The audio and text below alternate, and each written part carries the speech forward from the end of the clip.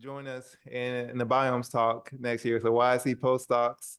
So please send us if you're interested in doing kind of like if you're interested in giving a talk or joining us in a panel session for next semester, you can submit an abstract and a title, and we'll love to showcase some of your work. So I'll introduce today's speaker for today. Dr. Sunil Amrith is the Renu and Anand Dewan Professor of History at Yale and current chair of the South Asian Studies Council at the Macmillan Center. As of this year, he also holds a secondary appointment as a professor at YSE. He has published in the fields of environmental history, the history of migration, and the history of public health. Amrith is the recipient of the 2022 Dr. A.H. Heineken Prize for History, a 2007 MacArthur Fellowship, and the 2016 Info Prize in Humanities. His work on environmental justice received a Scientific Breakthrough of the Year award from the Falling Walls Foundation in 2022. His books include Unruly Waters and The Crossing of the Bay Bengal. His new book is The Burning Earth, an environmental history of the modern world that foregrounds the experience of the Global South, which will be published by W.W. Norton in September 2024. So please help me welcome Dr. Amrith.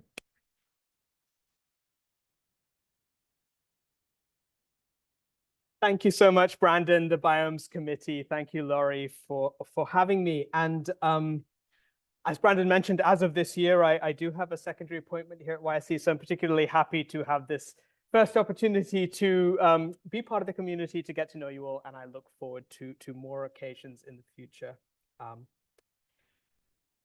So my question is, why does migration matter for environmental justice? And the counterpart question to that is, why does history matter for how migration shapes environmental justice? I'll start with a little bit of background, which will be well known to most of the people in this room. The International Organization for Migration forecasts that 1.5 billion people will be displaced by the effects of climate change between now and 2050. The IPCC includes migrant status as one of many compounding axes of disadvantage and inequality, which will shape profoundly the adaptive capacities that people have to confront disruptive climate change. Note that migrant status is on that list, the intersection of gender with race, class, ethnicity, sexuality, indigenous identity, age, disability, income, migrant status. And in the global north, a lot of both policy and media coverage of climate migration or climate refugees tends towards the alarmist. This is a very widely circulated New York Times feature from 2020, which had quite an influence on policy as well as having a wide readership, The Great Climate Migration. And I think the assumption in this piece and in a lot of discussion, the very language we use to talk about climate migration is the language of water, floods and waves of migrants, with the spoken or unspoken assumption that most of them will be at the gates of the wealthiest countries in the world, demanding to be let in. But of course, that simply isn't true. This graphic from Statista and the most recent IPCC report make amply clear to us that the overwhelming majority of that 1.5 billion people who are displaced by climate change will be displaced within their own countries. The vast majority of climate-related displacement is likely to be internal. If people cross an international border, they are likely to cross the closest international border to where they live, almost always in the global south. Most people will go where they have connections, where they have kin, where they have attachments, support, and affiliations, if they can. Where people can or can't go, that is to say, is shaped by their histories. And that's what I'd like to talk about for most of my talk today. I don't think we can talk about environmental justice without thinking about migration, and in particular, the question of who can and who can't move in the face of escalating environmental hazards to their homes. Who will and who won't move, and where can they go? For most of the global south, the answers to that question are rooted in the legacies of empire. We historians like to remind our colleagues that history matters. But which histories? I think there are a number of different ways in which history has figured in contemporary discussions about environmental justice and about climate justice. The first is history as precedent. This is a piece by Dagmar de Groot and others in Nature a couple of years ago towards a rigorous understanding of societal responses to climate change. And the approach here is to say, let's look at how past societies have coped with rapid, disrupted, often unexpected changes in climate. And they come up with a typology based on historical precedents of different kinds of responses. So that's one way in which history might matter. History is precedent.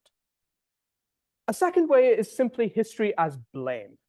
This is a piece by the Marxist environmental historian and sociologist Andreas Malm, who lit this fire, approaching the history of the fossil economy. And of course, Malm's point is, it's all very well to talk about the Anthropocene, to think about a collective shared responsibility for the climate crisis, but in fact, it is a very specific set of causal factors that have to do with the history of industrialization and empire in the global north beginning in the 19th century. So the second way of thinking about history is history as blame.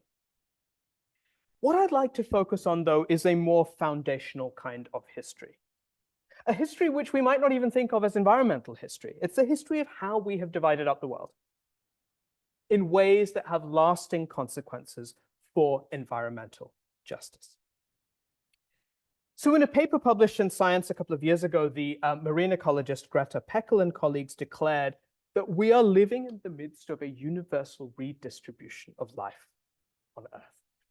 And they were writing as ecologists. Their interest was that under conditions of accelerated planetary heating, ecological zones, biomes, are edging polewards and towards higher elevations at an estimated rate of 115 centimeters a year, and that no part of the planet has been untouched by this.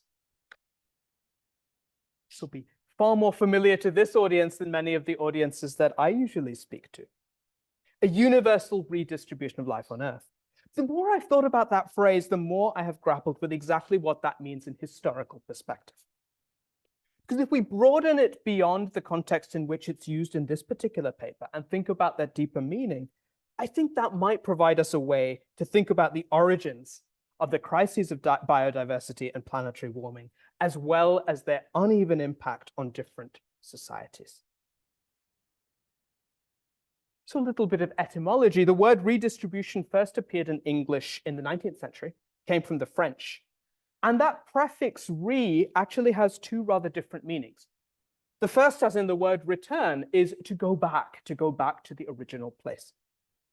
And the other, as in renew, has the meaning of again, once more. Distribution had a 14th century meaning of an act of dividing or parceling out. And then by the 16th century, that actually had a specific spatial meaning, an act of spreading out as over a surface. The reason for that little excursion is simply to remind us that the redistribution of life on Earth has often been just that, an intentional act of dividing, of spreading out, as much as a spontaneous ecological process. So this chart of global land use by Our World in Data tells us a story about the redistribution of life on Earth. And this shows us global cropland from around 1600 to the present. And consider all the different histories that are embedded in that one chart. Consider all the different stories we can tell from that chart. One is a history of more and more human life being sustained on this planet in greater comfort and security. But it is also a history of enduring hunger. This is a history of people moving in search of land and freedom, but it is also a history of enslavement and forced migration to plantations, a history of displacement and trauma for indigenous communities. This is also the history of multiple species extinctions. So if we're going to talk about the redistribution of life on Earth, I think we need to remember that the current redistribution of life on Earth under conditions of planetary warming bears the scars and carries the inequalities that are still with us from those earlier redistributions. From the beginning of modernity, the movement of people and the movement of other forms of life have been connected, both materially and imaginatively. I'd like to give you a slightly, maybe unexpected example of this from my own archival research. The Singapore Botanical Gardens, which are now a World Heritage Site and a major tourist attraction, in the 19th century, they were the hub of the British Empire's deliberate redistribution of life on Earth. They were a testing ground for tropical plants, which the British Empire then profitably deployed in plantations across Southeast Asia and in other parts of the world. In the archives of the Singapore Botanic Gardens are a ledger of every single plant sample received by date, by origin, and then experimented with, planted, cultivated in the gardens. What struck me is that directly next to this ledger on the shelf in the archive is another kind of ledger. This is a ledger of Tamil indentured workers called coolies who worked in the garden cultivating those plants. And you can see that the form is very similar. The Singapore Botanic Gardens would have a major impact on both the human diversity and the ecology of Southeast Asia, because it was there that it was discovered that wild rubber seeds from Brazil would be viable in local conditions. Here is the labor that went into Malaya's rubber boom, which fed Henry Ford's factories, which fed the automotive revolution of the 20th century. And it was dependent on this vast army of migrant laborers. And in colonial rhetoric, the movement of plants and the movement of people were intimately tied together. Both were seen as resources to be redistributed for profit. So who lived where? Who could move where? How different groups of human beings were categorized and regulated? These were all bound up with massive environmental transformation. And this leads me to a very simple and stark question posed by the anthropologist James Ferguson, based on his fieldwork in Southern Africa. And his simple question is, where does our vast wealth come from? Why are we so much more productive than our grandparents? Ferguson's answer to this question is bracing. We're not better people than they were. We certainly do not work harder. Instead, we are able to produce vast riches they could not have dreamed of, thanks only to an enormous worldwide industrial apparatus of production, an apparatus built up through generations of work, sacrifice, and invention across centuries, even millennia, of human history, in a process that generated massive suffering for millions all across the globe. Ferguson's is an argument for social and economic justice on the basis of this shared origin, but unequally shared benefit of industrial modernity. But I think we can expand on Ferguson's observation. We can point out that that apparatus for vast riches also depended on taking more from the biosphere than it could replenish, by razing forests, exterminating entire communities of living creatures, depleting aquifers, polluting rivers. And that the massive suffering for millions all over the globe has often been part and parcel of that process of environmental destruction. The suffering has come from people being forced to labor to extract yet more from nature. And very often that massive suffering, this is the key point I want to make, has involved the displacement of whole populations. So at the heart of the movement for decolonization all over the world was an attempt to acknowledge this, to overturn that unequal distribution of suffering and gain. The most powerful social movements of the 20th century sparked, and of course left unfinished, struggles for gender equality, racial equality, caste equality. And at the heart of so many of those movements, there's that word again, was a quest for redistribution, the redistribution of resources. But the unraveling of empires in the middle of the 20th century actually left profound inequalities in place, not least unequal access to mobility. It left unrealized many communities' struggles for recognition and left a significant portion of the world's population without the benefits of what we now think of as the great acceleration of the post-1950s world. Historians Robert Cribb and Lee Narangoa observed in a paper they published about 20 years ago that these new international borders in the 20th century left many groups without a state of their own.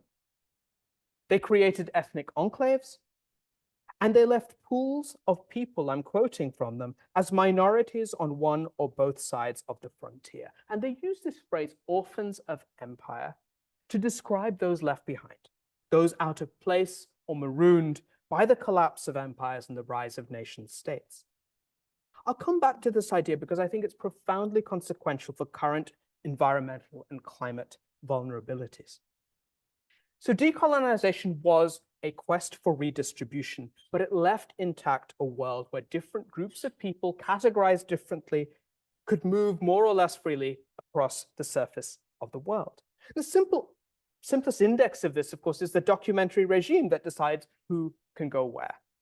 If you look at this picture, there's a direct line between these two documents. On the left is an identity document of an indentured worker who was taken from India to Fiji to work on the sugar plantations in the 19th century.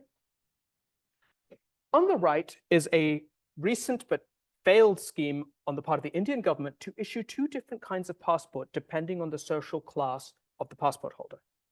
Working class migrants would have orange passports, which meant they would have to get official government permission to travel overseas to work. And everybody else, those of higher educational and class background, would get the blue passports. There was an outcry about this and it was stopped. But the point I want to make is that there is a direct line between those two images, a whole documentary regime that decides who can go where in the world. Not having the right papers, inhabiting a contested border region, these are, in a warming world, profound sources of risk and disadvantage. And this is clear as soon as we consider the straight line that connects the period I've been talking about, and particularly the part of the world that I work on, the violent, war-torn mid-20th century division of South and Southeast Asia as empires collapsed. There's a direct line that links that with some of the most environmentally vulnerable people in the world today. So an estimated 920,000 Rohingya refugees inhabit the world's largest and most densely populated cluster of camps in Cox's Bazar in Bangladesh, a number that grew dramatically in the aftermath of genocidal violence against the Rohingya by the Burmese military and local militia in 2017. One glance at that image tells us just how environmentally vulnerable these camps are, including but certainly not limited to the effects of climate change. They're built on marginal land. They're set in a coastal ecology exposed to tropical cyclones and landslides, the latter made much worse by the sheer pace of deforestation required to make the camps in the first place. Pablo Bose describes a nexus of vulnerability, where each form of disadvantage compounds the others in a vicious cycle. But how did we get here? It is a direct result of the politics of citizenship, recognition, and disenfranchisement that accompanied the disintegration of empires in South Asia in the middle of the 20th century. The Rohingya are stateless because they are not recognized as citizens by Burma, by Myanmar, and the grounds for their exclusion lie in a twisted reading of history and the narrative that they are not citizens but immigrants, that they were brought by the British to exploit Burma. British forces did indeed exploit Rohingya labor, often in terrible conditions, to build the infrastructure to exploit the natural resources of Arakan. But there were much longer patterns of migration and circulation within this region that for many centuries had no clear borders. The Burmese official narrative is an anachronistic reading which pays no attention to the dramatically different location and meaning of borders and belonging over centuries. But there is a direct relationship between this image and the history of migration control, and citizenship laws passed in the middle of the 20th century. And we need to grapple with those if we think about what measures might best alleviate the kinds of vulnerability that this image gives us a snapshot of. The history of the Rohingyas' exclusion, of course, intensified in the 1980s, and then again, finally and terribly, in the tumult of Burma's short-lived democratization in the 2010s. It would be absurd to think of the Rohingyas as environmental refugees. It is rather that their position as stateless refugees makes them exceptionally and acutely vulnerable to environmental hazards that confront the entire region and which confront the poorest most sharply. But there are many other examples we can draw on, if none on the scale of the Rohingyas' displacement.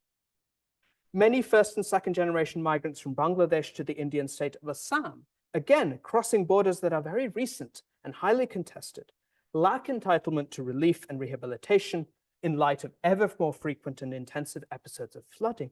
This comes from the state's failure to recognize as victims those who aren't citizens, those who don't have the right papers. So I think we need to think about mobility and immobility as equally grave threats, potentially, to the safety, dignity, and viability of communities around the world. Climate migration is a flattening term. Some people will be forced to move, others will be forced to stay. And to understand these choices and these non-choices, we need a deeper historical perspective. Because I think if there's one lesson from history, it is that in the face of climate catastrophe, immobility is at least as likely as mobility. And here I'd like to mention the very important work of South Asian historian Joya Chatterjee and colleagues, who wrote a paper called On Being Stuck in Bengal, Immobility in an Age of Migration. And what Chatterjee and colleagues find is that access to mobility over the long term has been profoundly structured by local and extra-local connections, prehistories of mobility, family ties of affection and obligation that are accrued on these journeys, and looking at families that don't move, those without what they call mobility capital, Chatterjee and her colleagues find that caring responsibilities, disability were often factors that led to sharply patterned possibilities of mobility in what has often been characterized as a particularly mobile region of the world. My own work with fishing communities in Tamil Nadu and Pondicherry, I found in a different way how deeply earlier histories of mobility shape people's options when they confront new environmental risks. So in this part of the Tamil Nadu coast, livelihoods are deeply threatened. Climate change is a proximate threat, but it comes on top of so many others. The dominance of highly capitalized trawler fleets, a land grab for coastal construction, and massive port construction projects that are leading to coastal erosion. And in my own attempt to understand why people go and why they stay, I understood that very few models can capture the sheer diversity of reasons. People go where their family, community, regional, and national histories mean they can go.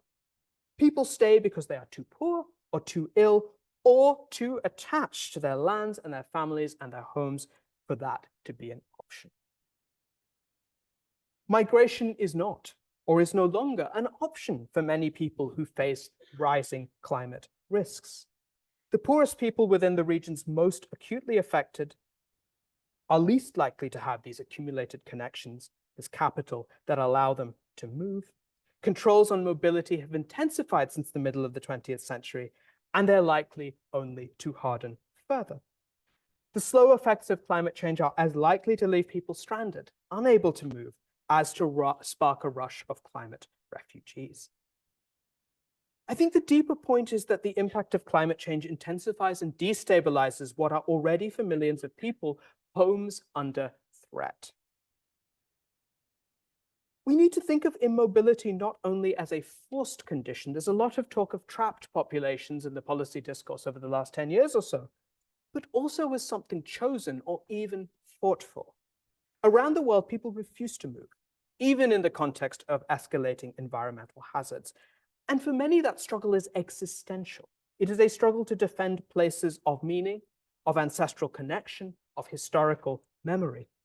As the British Somali poet Warsan Shire puts it, no one leaves home unless home is the mouth of a shark. Social psychologists have observed the emergence of ecological grief in communities around the world. People mourn the loss and the anticipated future loss of familiar landscapes and cherished animals. They mourn the erosion of hard-won knowledge accumulated over generations that can no longer account for weird weather, changing light, missing migratory birds. But to this, I think we need to add the fact that there are communities all over the world for whom that sense of belonging is not in sedentary habitation, but in migration itself. So the loss of the ability to migrate is as profoundly disempowering communities around the world as the loss of familiar landscapes and the loss of homelands. For a long time, the relationship between environment and migration was framed in a crudely reductionist way. Call to mind the stereotypical picture of Asian migrants being pushed by natural disasters and droughts. This was very much the discourse of the 19th, early 20th century. Asian migrants are pushed by disasters and droughts, whereas rational European migrants are making a conscious choice to seek a better life. That depersonalizing language of push and pull factors is still very much part of our social science vocabulary. The field of diaspora studies has over 30 or 40 years rejected this environmental determinism, emphasizing instead the creativity, the agency, the imagination, and the struggles of migrant communities. And in the research I've been doing over the past decade, I've been trying to re-examine the relationship between climate, environment, and migration in a more open-ended way.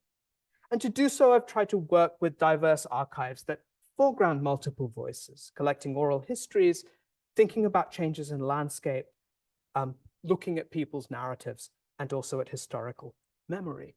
And I think all of this points towards thinking of the relationship between the climate crisis and migration as fundamentally a crisis of habitability, in terms of the struggle and all too often the inability of communities around the world to maintain and sustain their homes in the richest sense of that word. Seen in this way, we can perceive how heavily this crisis of habitability has its origins in the legacies of colonialism, its economic legacies, its political legacies, its borders that have become militarized and dangerous places. And then maybe the question to ask is not, will climate change lead millions of people to migrate? The question to ask is how climate change will intensify and destabilize what are already, for millions of people, homes under threat. Our notions of environmental justice, I think, need to encompass both the freedom to create a livable home wherever people seek it, whether that is the freedom to stay put and not have to move, or the freedom to seek sustenance elsewhere, near or far, within or across borders. I think this resonates with what is emerging as a sort of capabilities approach to environmental justice. A recognition that the erosion of the ecological basis for the exercise of human capabilities is itself profoundly disempowering.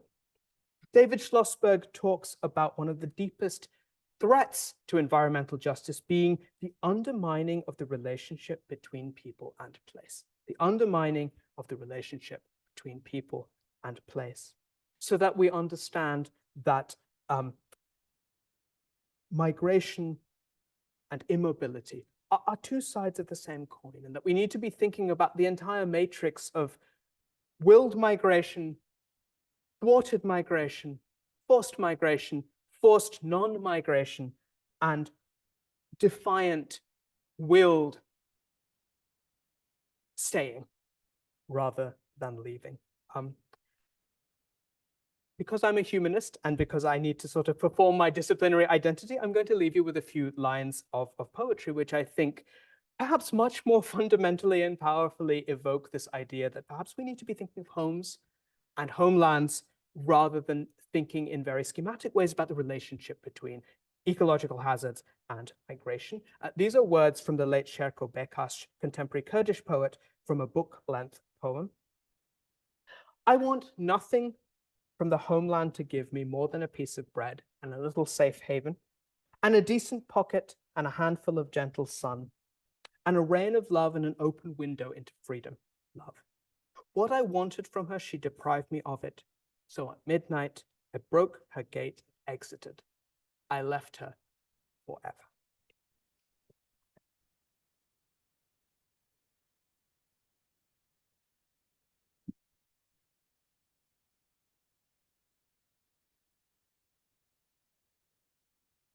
All right, we have some. I'd love to talk further about any aspect that people here are interested in, to hear about all of your own work in this space as well.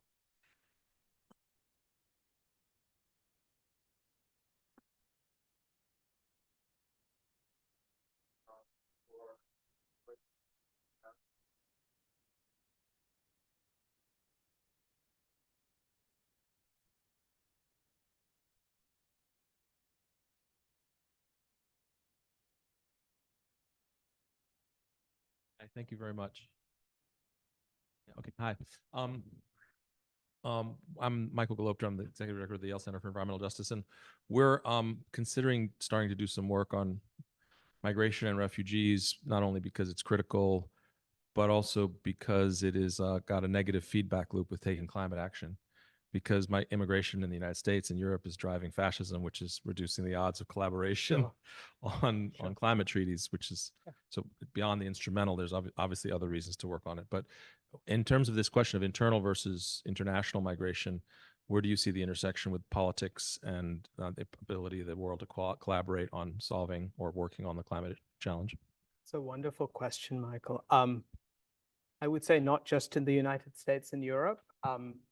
In India, too, a discourse of illegal immigration is feeding fascism. The figure of the illegal Bangladeshi migrant has been a sort of a figure of fear and of whipped up narratives and hatred in many, many parts of India, not just in the border regions, but all over India.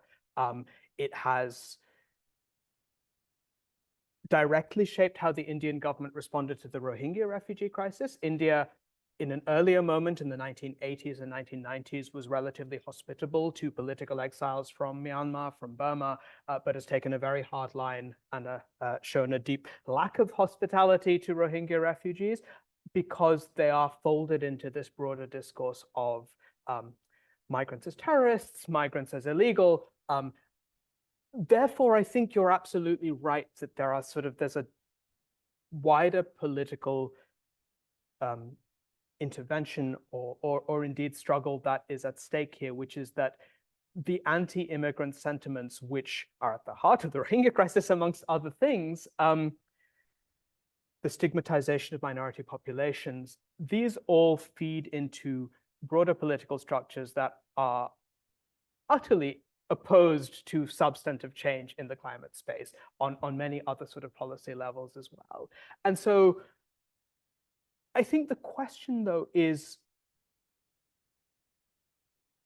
if we frame this as a question of should we encourage and facilitate or try to forestall migration, I think that possibly then misses the nuances of all these different cases where there are some instances where facilitating migration is exactly the just thing to do, and in other places where, in fact, shoring up a community's resilience and defenses and ability to sort of stay put may be the more environmentally and also politically just choice. So I think we need to be thinking about the intersection of migration as forced migration, but also the sort of denial of opportunity for migration, which I think more and more communities around the world are facing. I mean, one of the interesting things about that New York Times piece that I put up earlier, which is mostly focused on North America and Central America, was they ran a lot of models. And one of the interesting things they did was I think they did kind of run the models depending on whether the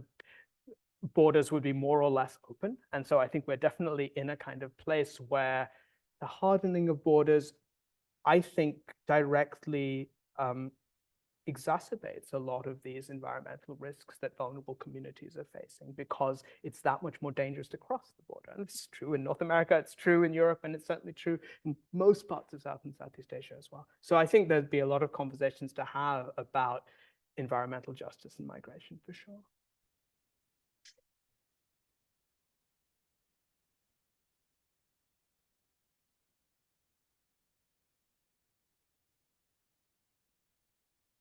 Any thoughts about the Near East in relation to these questions? Part of the same origin story, to be sure, because in a sense it's exactly the making and unraveling of empires, and perhaps above all the British Empire in West Asia, Central Asia, South Asia, Southeast Asia, that has left this lingering shadow so often about belonging, about land, about borders, about who can cross them, who can live where. And so in some ways, I don't think that the deep historical causes of a lot of the questions that the Middle East, West Asia currently faces are different. In fact, I think it is the same problem. They've manifested in very different ways over the last 40 or 50 years. Some of that is about natural resources, some of that is about geopolitics, some of that is about local political choices and decisions and configurations.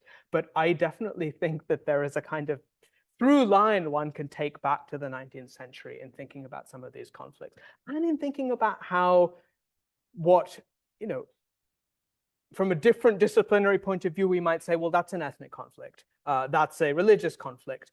And of course, what we're now coming to realize is that all of those conflicts are bound up with environmental change, and that they compound each other, the risks compound each other. So, I think one of the things that's been interesting to me is that as a historian who seeks conversation with those working in every other part of environmental sciences, environmental studies, we often assume that the starting point should be environmental history, the history of past environmental change, and I completely agree with that. But actually, other kinds of history may be just as relevant to thinking about the climate crisis as environmental history. Often, old-fashioned political history is what really might help us to illuminate some of particularly the environmental justice-related questions and problems that we currently face.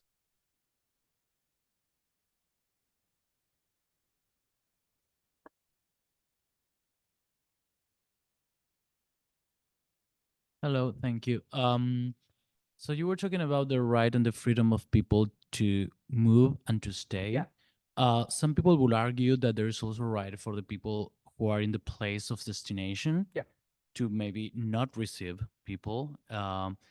Especially, I'm not thinking maybe in rich countries like the United States of Europe, but like in poor countries. Could be the example of Central America or any place in Latin America, because there will be like more competition for work, and like government expenditure will go maybe for social welfare instead of going to investment in the already existing infrastructure or things like that. So there's a rising conflict there for resources. So I don't know if you are considering also what is the situation of the people who are in the place that are receiving, especially when there's like a massive number of people, of refugees or I think migrants. that is a great point. And it is all the more important for the reason that we sort of discussed at the very beginning, which is most climate displacement will be within the global south.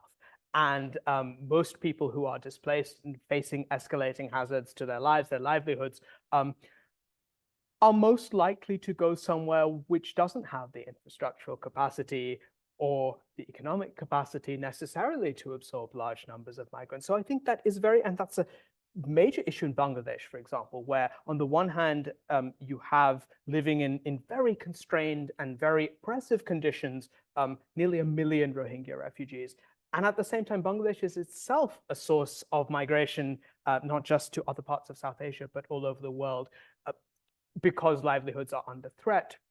So I think that going back to the first question, I think the politics of migration are crucial here. And I think we have to understand that there isn't a single solution, that the context of the sending and receiving countries, if we want to think about it that way, matter profoundly. And so then it becomes a question of like, where is the capacity? And internally, there have been some interesting innovations. So Bangladesh, I think, is a very interesting set of experiments going on now to create what they call climate resilient, migrant friendly cities. And this is not for cross-border migrants, but for internal migrants, an explicit acknowledgement that actually Dhaka is strained to breaking point.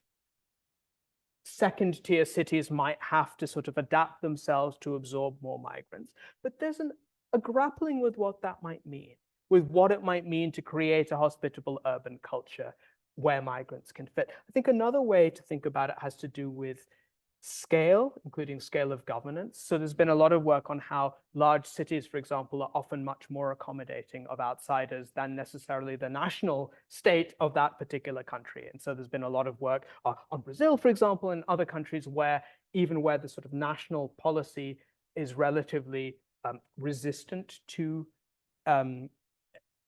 incoming to accepting certainly refugees, but even migrants of other kinds, that sometimes at the level of large urban government, there have been more pragmatic kinds of solutions that try to ease some of the tensions that you rightly point out. But I do think that the politics of, is there a right to move, a right to stay? Is there a right to refuse migration on the part of the receiving country? Well, I think that's very much an open question. This is something which countries around the world are asserting. Countries around the world are asserting their right to control their borders. And I think working not on the global north, but on South Asia, I mean, I think I see this going back to the 1940s. I mean, that was precisely the argument that post-colonial countries made. Like, now we control the borders. We decide who can be a citizen, who can't. We decide who can enter and who can't. And so there's a kind of complicated history about it, which goes beyond a narrative of this is about the rise of the far right in the global north. No, I think this is actually also a very complicated question in the global south, which has to do with neighboring countries, which has to do with contested border regions, which has to do with the workings out, the messy afterlives of all of the movement that took place in an earlier period under sort of imperial rule. So you have so many minorities, for example, who very often made involuntary migrations in the 19th century to work on plantations, for example. Working out their place in new states, I think, feeds into the broader point that you make that some countries, not necessarily for reasons just of exclusion or of xenophobia, might assert their need to shape how many migrants they're able to absorb. And I think this clearly has to feature into larger global conversations about where migration should or shouldn't fit within these conversations about a just transition. Thank you so much for your talk. Very interesting. I'm wondering, I know you described how the British Empire and other colonial empires were part of creating the environmental conditions, or let's say like moving people, moving plants to new localities, and how that should and could influence the way that we're thinking about environmental justice and migration now. And I'm, of course, thinking of the fact that these same empires are also the ones responsible for generating and now maintaining and fueling the climate crisis. And that's been part of the conversation, obviously, in like loss and damage discussions, which is related to migration. But how do you think about like, understanding those relationships and those networks? Is there much utility to that? Should we be focusing on that? Should we be like, how can that inform our response to this challenge, basically? Yeah. I think that's a wonderful question. And one thing I think we need to do is to broaden the conversation. So the conversation has been who is responsible for what. And I think that's a vital conversation. I think that's an absolutely essential conversation. I think we need to broaden our understanding of what the legacies of empire are. Because I think in a narrow sense, we can think of the legacies of empire in terms of energy use, in terms of extraction, in terms of a transition to a sort of fossil-fueled economy. There, the picture is a little ambivalent. It's interesting. There's a wonderful historian at Chicago called Liz Chatterjee, whose new book will be out fairly soon, in which she argues that counterintuitively, the way in which the British Empire in India shapes the climate crisis is not so much by, is actually by holding back India's development. Amrith Ghosh has made the same point, which is that by delaying, say, India's industrialization, what the British Empire creates is this legacy where in the later part of the 20th century, you have that desperate need to catch up, which so many post-colonial countries feel. So if we want to understand why the massive dams, the huge projects, the kind of environmentally catastrophic mega projects that we've seen all over the global south in the last quarter of the 20th century, that is in a way a reaction to the legacy of empire. That is a reaction to having been held back, having been denied the fruits of the modern world. So that's, I think we need to think about that angle as well as the more straightforward causal angle, which is, the British Empire started extracting fossil fuels from a lot of its colonial territories and therefore locked them into that geopolitical and political order. It's also by denying colonial countries the benefits of that early fossil economy that I think creates the conditions for what Liz Chatterjee calls late acceleration, which is what you see in India and in China and all over the world in the 1980s and onwards. A sense that, you know, we've waited too long, we're done waiting, this is our time. And of course, that then shapes those countries' stances in international climate negotiations. China has changed its view, but that's still very much India's position, that it's our turn to develop. Because of the colonial legacy. So I think we need to think about the colonial legacy in different ways. And then I think another aspect of the colonial legacy, which doesn't usually get talked about in this discussion, is what I was talking about more today, which is ways of thinking about race and ethnicity and belonging, ways of categorizing minority communities, all of that cultural categorizing apparatus, which we're still grappling with and which has such harmful consequences for communities around the world. That's familiar to historians who think about the legacies of empire, the cultural legacies of empire, but I feel like that side of it hasn't so much come into the conversation about climate change, empire history, and you know, what that all means for justice. So I think there's just there are several different axes, I think, to think about. And then finally, is it worth thinking about them? Yes, I think it is worth thinking about these questions, even if we acknowledge that the scale of the challenges that we face are so great that simply thinking about historical responsibility is not enough. It's never going to be enough. If you look at India, for example, the Indian government continues to be very, very firmly wedded to that idea that we didn't cause this, and therefore we are not primarily responsible for sorting it out. And yet, you know, if you look at the sheer scale of climate vulnerability in India, but also at the active contribution that the privileged parts of Indian society and economy are making to the climate crisis, then I think that the historical responsibility is one part of the equation, but much else needs to come in, including a consideration of internal inequalities, of caste, for example, in India, which is something that's vital to thinking about what environmental justice might mean in an Indian context.